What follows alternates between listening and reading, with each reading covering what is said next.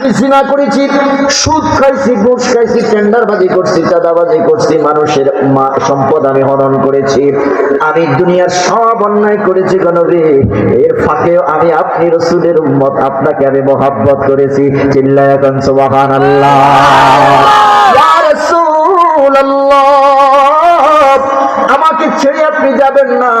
নবী আমারে ডাক দেয়া বলে, উম্মত রে, আমি তো দুনিয়াতে কথা দিছি তোরে চাইরা আমি জান্নাতে যাইতাম না। আমার আল্লাহ ডাক দিবেন, নবী আপনি জান্নাতের মধ্যে প্রবেশ করেন।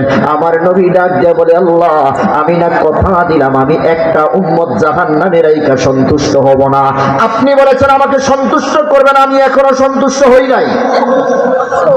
সুবহানাল্লাহ হয় না? আমি এখনো সন্তুষ্ট হই।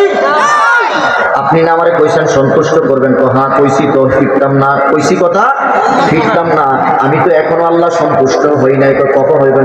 ওই যে একটা কালা সান দিয়া যায়, এটারে যতক্ষণ পর্যন্ত না জাহান্নামের আগুন থেকে মুক্তি দিব, এটাকে যতক্ষণ না আমি জান্নাতে ঢুকাইব, ততক্ষণ পর্যন্ত আমি রাসূল খুশি হইতাম না। আল্লাহ কয়, নবী ঠিক আছে, তাড়াতাড়ি এটারে বাহির করেন। নবী ইশারা দিয়ে উঠতে আসার পরে এটারে তাড়াতাড়ি ধাক্কা মাইরা জান্নাতের ভিতরে ঢুকাইবে। ঢুকানোর পরে আমার নবী সিজদায় পড়ে যাবে, আল্লাহ আজকে আমি আপনার প্রতি খুশি হয়ে গেলাম। আপনি না বলেছেন ওয়ালা সাউফা ইউতিকা রাব্বুকা ফাতারদা, দুনিয়াতে কইছেন, রওজাতেও কইছেন, হাসরেও কইছেন। আজকে আমার কোন উম্মত জাহান্নামের আগুনে নাই, আজকে আমি খুশি হয়ে গেলাম। চিল্লায়া কোন সুবহানাল্লাহ। কোন উম্মতটা আপনার, আপনি কিভাবে এটা চিহ্নিত করবেন?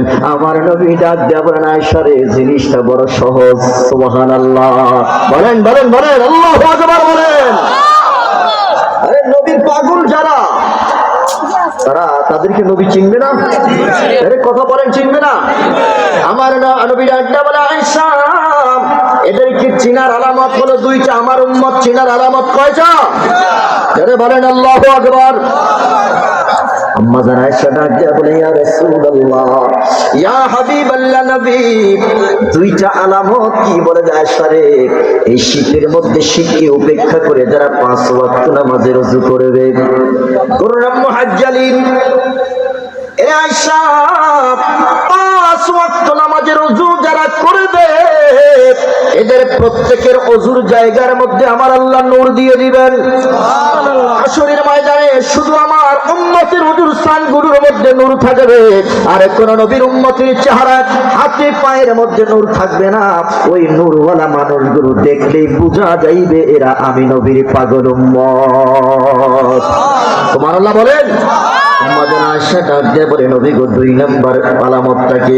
বলে যে, আয়েশা, এ আয়েশা, এই নূরওয়ালা মানুষদের ভিতরে কিছু স্পেশাল মানুষ থাকবে, এদের ঠোঁটের মধ্যে নূর থাকবে। আল্লাহু আকবার বলেন। আম্মা জান আয়েশা বলে, এরা আবার কারা? বলে যে, আয়েশা এরা হলো আমার ওই উম্মত যারা দুরূদ দিয়ে তাদের ঠোঁটগুলোকে সব সময় ভিজা রাখতো। ওই উম্মতগুলোর, যেই উম্মতগুলোর মুখের মধ্যে আমি নূর দেখব, আমি বুঝবো এরা আমার নবী, আমি নবীর পাগল উম্মত। জোরে জোরে কন্যা সুবহানাল্লাহ। এই জন্য বলেন, নবীর দুরূদ পড়ার দরকার আছে না নাই?